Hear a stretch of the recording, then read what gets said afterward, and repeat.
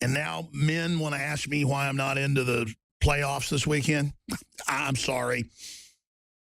I'm so busy covering the incredible hardcore news that I haven't even gotten into the 9th planet that was discovered that they announced last week. And, of course, they discovered it a long time ago. They just got around to telling us. And there's a reason they didn't get around to telling us about it.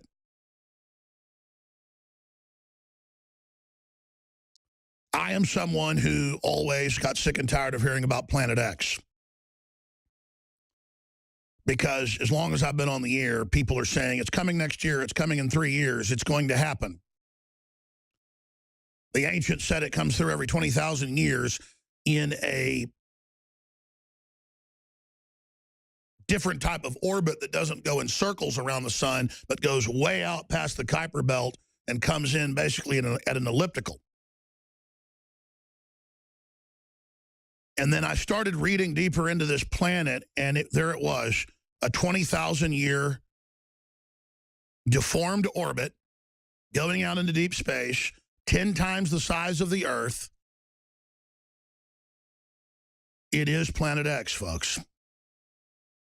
Isn't that just perfect that this would just show up while all this circus is going on? Now I want to be clear about this. It fits the bill of Planet X. They're probably 50, 60, 100, 1,000, I don't know, Planet X's. They've already chronicled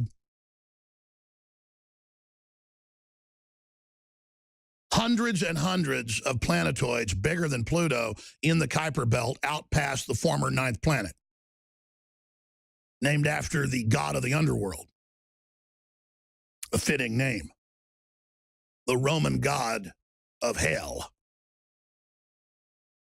So they said no more 9th planet because we got to say we have hundreds of planets if there's things bigger than it. Well, Pluto's little. This sucker is gigantor.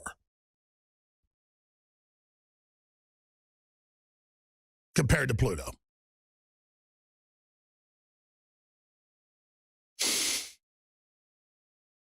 They're in the news today, meteorologists talking about how the moon being full during the blizzard is going to make it worse, and it does. It affects space winds, winds of space, the sun, and a lot more. Why the full moon could make this weekend's blizzard more destructive.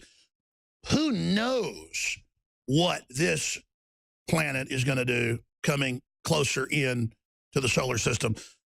Because here's the deal. It's been way out there for however long, and now they've tracked its course and think it's every 20,000 years, right out of what the ancient Babylonians and the Mayans and all these other cultures said this big planet comes through and that there's earthquakes and volcanoes and all hell breaks loose, and it comes through every 20,000 years, and then now here it comes. Now, I don't know if this is the one, because there's so many of them out there. Who knows what's out there? We're too busy looking at Hillary Clinton and going, I'm voting for her because she's a woman. Who cares?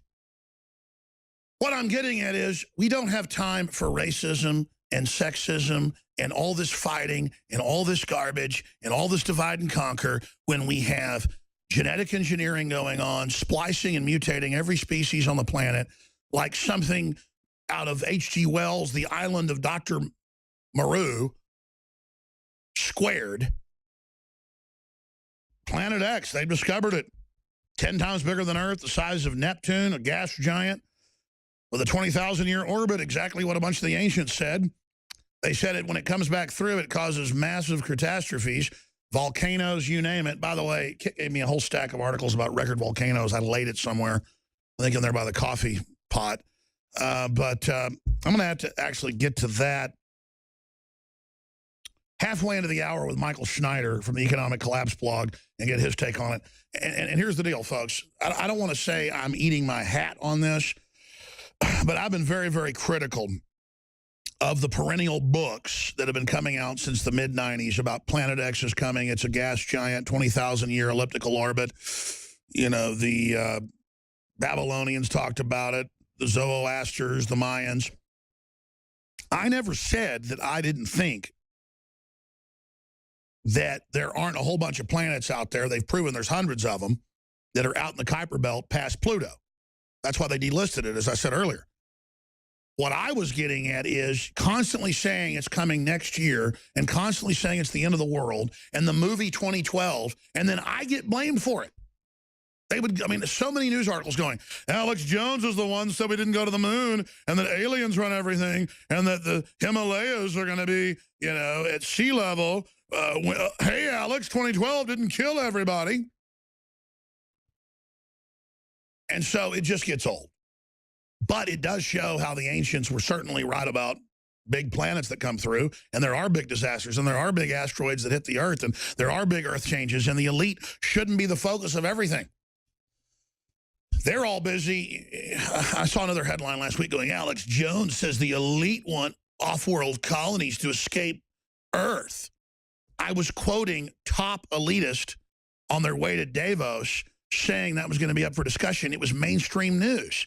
So even when there's mainstream news that, you know, Thiel and all these other folks and you know, the Tesla owner and all the rest of it are saying we need a Mars colony for the elite, I cover what they say, and then they go, Alex is crazy and made this up.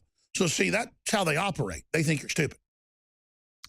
But I tell you, uncanny that the ancients said 20,000 years, bigger than the Earth, and all the rest of it, and here it is. The question is, we're trying to look at its orbit. I mean, is it even scheduled? I guess it's coming in closer. That's what they're saying. That's how they're able to see it now. It's coming in from this orbit. What is it? They're saying many, many, many times further out from Pluto.